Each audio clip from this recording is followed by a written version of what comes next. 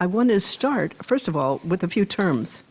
And that is, I want to add to the explanation that Caverly gave our guest teacher last week. She spoke about the direct and the progressive path. And some people asked, well, what is the progressive path? What is the direct path? What does that mean? I'll start by saying the progressive path is the same as the graduated path. I hope the term graduated path is familiar to you. No, people are shaking their heads no. I mean, I've certainly said it many times. It is classic, our tradition, beginning with the Theravada tradition and coming down to mindfulness these days, is called the graduated path. Our tradition, in fact, is the epitome of a graduated path. If any path is graduated, this is it. Why? What is a graduated or a progressive path? It means that if you've read the Buddha's, any part of the Buddha's suttas and heard all of our talks, or many of our talks, they're right here in daily life. That's what the Buddha did. A lot of his talks were rooted in daily life. He was talking to his audiences. That's where they were. Very practical. And yet they were progressive. They were graduated. Graduating and progressing to where? The Buddha was always pointing to Buddha nature. He used different terms, but again, the terms are all over the suttas. He talked about a refuge. He talked about freedom. He talked about awakened mind. He didn't actually use the term Buddha nature. That came later in Buddhism. But this is what he's talking about and pointing toward. So his teaching is rooted in daily life, and he also taught not only on the practical level, but he taught and was pointing to something else. What? Buddha nature. That which we truly are.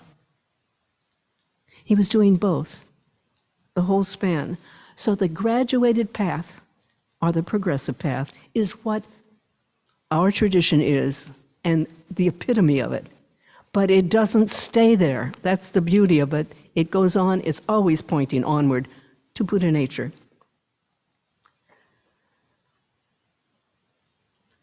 Buddha nature, wordless. What I hope some of you experienced tonight, and have, I'm sure, glimpsed before. Certainly, Caverly was talking about it last time and used many of the beautiful terms to explain or talk about and describe what Buddha nature is. This is what it's pointing to. But not simply Buddha, again, it was graduated.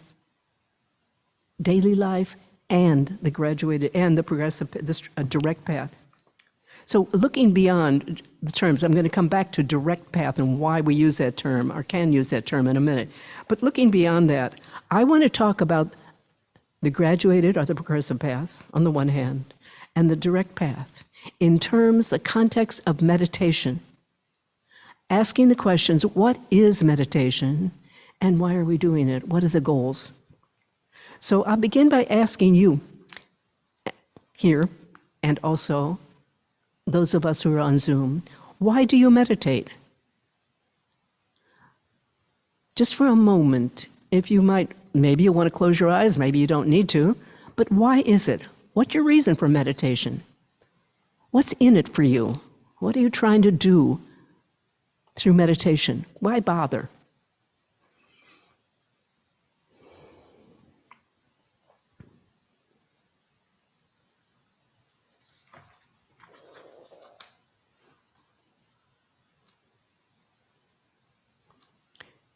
We each, I think, have our own reasons. So I've asked, why do you meditate? And there's a second question, and that is, have your reasons from the reasons why you're meditating now, have they changed? Maybe over time. Was there a time when you had different reasons?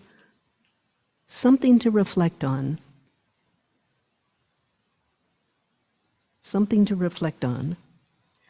And I will say that as we deepen in our meditation and on our journeys, there is an evolution.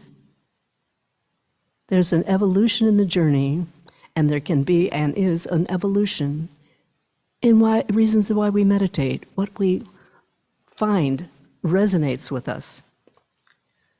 What I want to do tonight is talk about in a simple way, and maybe just summarize a few of the reasons why we might meditate, why we meditate. Maybe not just your reason, but maybe a couple of broader reasons here. And I will say in this tradition, our tradition, a first reason for meditating is to reduce suffering. I could say eliminate suffering. Buddha talked about that, but we won't go that extreme. But we do meditate to reduce our suffering, to reduce our stress, as some people equate suffering and stress, if you want to see them as synonymous. It is a powerful draw for Westerners. We all suffer. And Westerners have been drawn to meditation, and particularly many of them to mindfulness meditation these days, because that's the Buddha's promise. Four Noble Truths. The first one, there is suffering in life. And then he talks about the other three, how to reduce and eliminate suffering. What a powerful thing to offer. So it's a powerful draw. And the Buddha also pointed out, you can do it yourself. Now, I will say this was revolutionary in his day, by the way. When the Buddha said you can do it yourself, he lived at a time when Brahmin priests told people, for often a small, not sum of money, at least some payment, that they would mediate between them and the gods and make it all right for them. You know, if you wanted to have less suffering in your life, you went to a priest, or you prayed at a shrine for it, for somebody else to do it. The Buddha said, you can do it. Wow, that is really powerful. Now say, okay, these days, we don't necessarily go, and some of us may, to a priest, a religious person, or someone else, and in fact, we do. To reduce our suffering, do we not? We go many places. Sometimes we'll go to the refrigerator. We can go to thoughts, fantasies, all kinds of places we have. We have no end of places to go in our culture to distract ourselves from our thoughts or from our suffering. The Buddha, though, is asking us to be present. And that's what our tradition is about. Leaning in, being present to what is. That's how we can do it ourselves these days. We can do it ourselves. The importance of this practice, and I'm talking now about our mindfulness practice, and I think we all know it. I'm not going to try to go into detail about the benefits of mindfulness practice. I think all of us have experienced it. It's unnecessary for me to discuss in detail, but I will say, I think overall, mindfulness practice enables us to grow up. It's a beautiful comment by Ken Wilber, by the way. Growing up. We mature. We become psychologically and socially. We learn how to live with greater skill, with greater compassion, with greater awareness. Taking responsibilities in daily life. Growing up as a result of this practice. So those are the benefits. And yet, and there's a big and yet. And yet, even as we grow up through the practice, we sense there's something missing. Many of us sense, I think all of us sometime, even secretly in our heart, can sense, wait, is this it? So I'm mindful, I'm skillful, I'm compassionate. Isn't there something else? The heart says, yes, there must be something else. And that is where we come to the heart of the problem. That quiet voice is asking, isn't there something else? There is an inherent problem here. And the inherent problem with insight meditation is there's a me that is doing it, right? There's always a me that is being aware of something. That is the invitation. It's powerful and it has a limit. Because as soon as there's a me, that means there's got to be a you, there's an other. And as soon as there's a me, a you, or an other, there's suffering. The harder we try to be mindful, this is a paradox. The harder we try to be mindful, in a way, the more we are focusing on a me that is trying to do something and be mindful.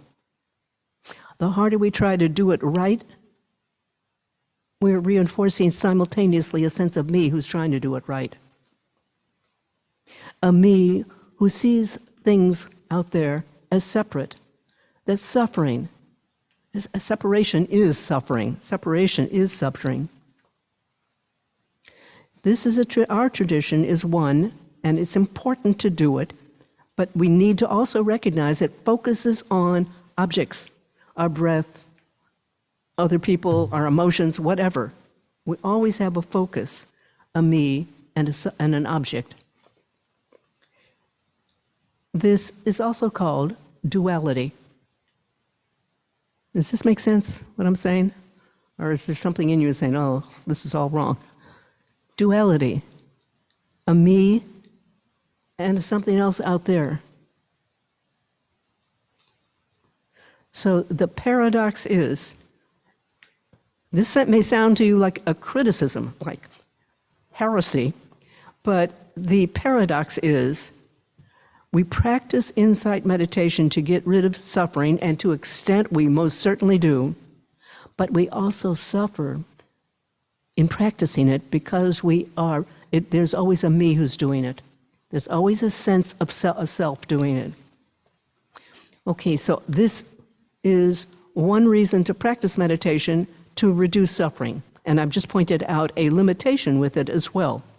And I think it needs to be just acknowledged that this is inherent within it. For all the power of insight meditation, there is that limitation. There's a second reason, our goal, to meditation. And that is, let me put it this way. I think there is a push to meditate. We are pushed by suffering. It pushes us. We want to do this. I'm suffering. I want to get away from very naturally, of course. That's not a criticism. We don't want our suffering, and we want to do what we can to alleviate it. There is another reason to meditate, and that is the pull. There is a pull that there is something there that calls me. There's something more, something to find out. What is it? What is that something? So a natural aversion to suffering and wanting to get rid of it, very valid. And a pull to discover what is there, the something that is, we feel, we intuit, is deeper there. Some people are mainly motivated, and maybe entirely, by being pushed. Some people meditate, maybe entirely or mainly, by being pulled, and many by both reasons, the push and the pull. The second goal or reason to meditate is to awaken to our true nature, is to come home to it. And there are many words, as we have said so many times, for true nature, awakened nature, Buddha nature, just many, many. I won't go into all of those names, but I will say also love, beauty, peace, all of those, all of those. It is what we actually are. As I said before, it's the fabric of our being. We already are it. That's why we long for it so much, because we don't recognize we're it much of the time. Clouds before the sun, you've heard that many times, right? I've certainly said it. It's like clouds before the sun. The sun is there. It's you. It's what you are. It's what you are.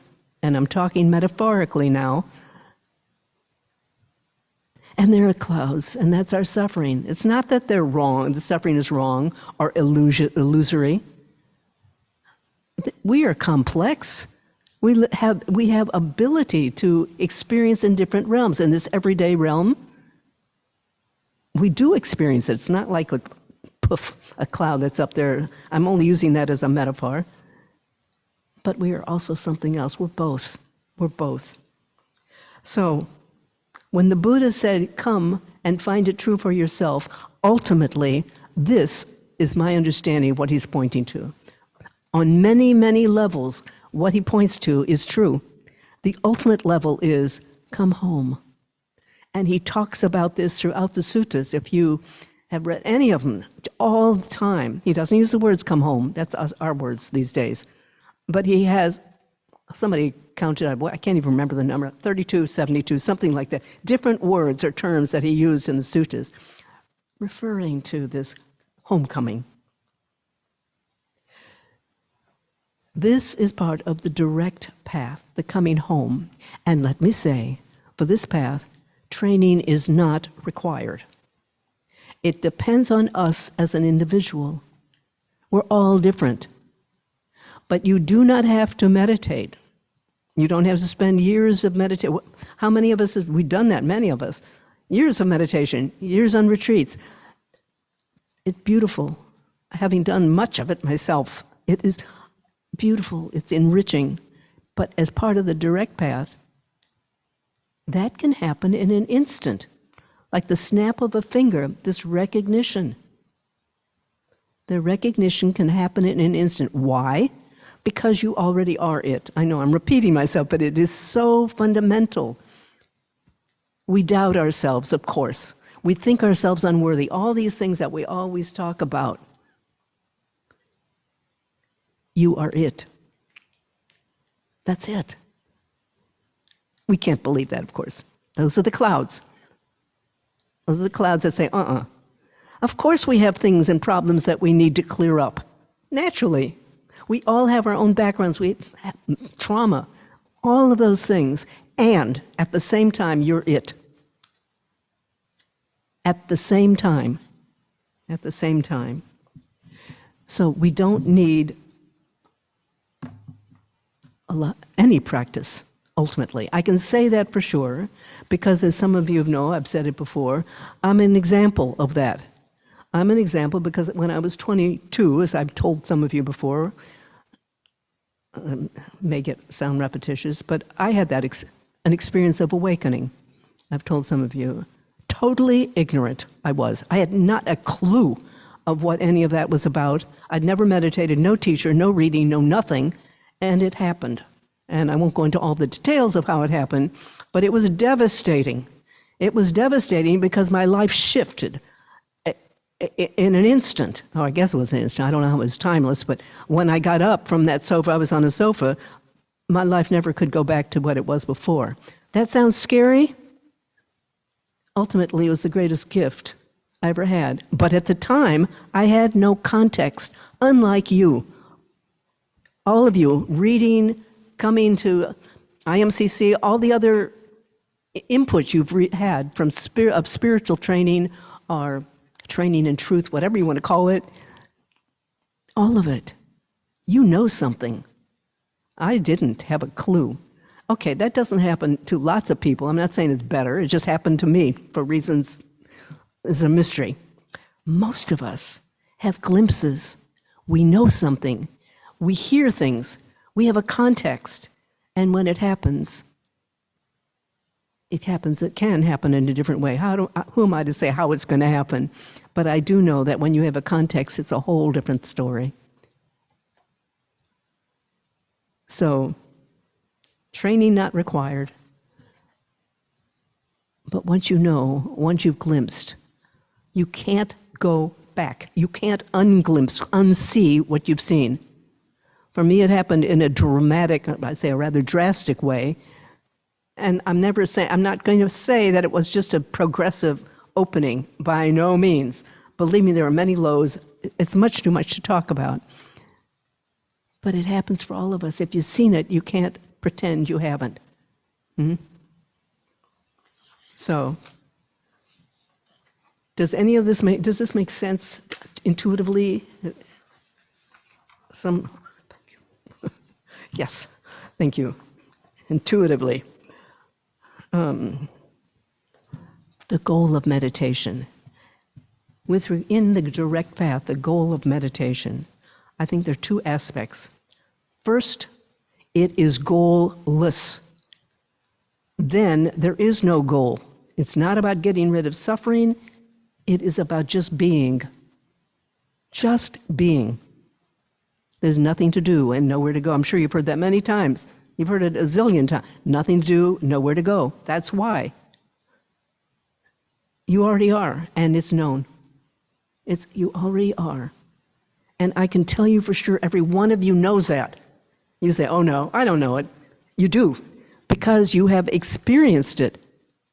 The thing is we don't credit, we don't recognize our experience. It's just like that little empty space, and we got to get on with thinking. We don't know what it is that was there. We don't recognize it. So this is an invitation. Recognize that emptiness, that spaciousness. See it for what it really is. Keep going back to it. Why? Because then you become more familiar. You begin to recognize it really is your home. The goallessness, nothing to do. No goal in meditation. Meditation is just the way you live. I don't mean that you are sitting beautifully in the quietness of meditation. You may be freaked out. That's happened to me just recently with computer and technology, of which I'm not very good. I mean, it's freaking. Now, doesn't mean I don't know this, and it doesn't mean I sit like a Buddha amidst the collapse of technological knowledge. I didn't. It doesn't change it, though. Do you see? It's not like, oh my God, I'm such a failure. It's not about me, anyway. It's not about you. You know something that's utterly impersonal and indestructible. First goal, then, it's goalless. The second goal, living in service to the world. I love that phrase. The second goal, once this is known, is that you live in service to the world. The heart opens. All of us have open hearts. You wouldn't be here without it. But there's something else, another quality that opens. And why? Maybe the way to say it is because you know you are the world, and the world is you. You know it on a deep, deep level. You are the world. And that means you can't unfeel that. So I want to close right now with a quote that I truly love. It's a quote from a Zen teacher. Her name is Joan Sutherland. It was in Lion's Roar in 2017. She's talking about the goal of meditation, and here's what she said. The goal of meditation, she says, is to use the fruits that ripen in the orchard of that deep home. Ease, perceptiveness, warm-heartedness, generosity, courage. To use it in the service of the vast and wide world. The world is always tolling its bell for you, and you rise from your meditation seat to respond. Eventually you find that standing up doesn't break the meditation. It just changes the shape. It becomes the way that home accompanies you as you meet the moments of the day. The wide world is tolling. With meditation, you come to hear it all the time. And then you realize the bell is ringing inside your own chest. And it's ringing in the chest of everyone and everything you encounter, from earthworms to stars. It is calling you home, home to yourself, home to your fellow beings, home to the vastness. So, thank you for listening.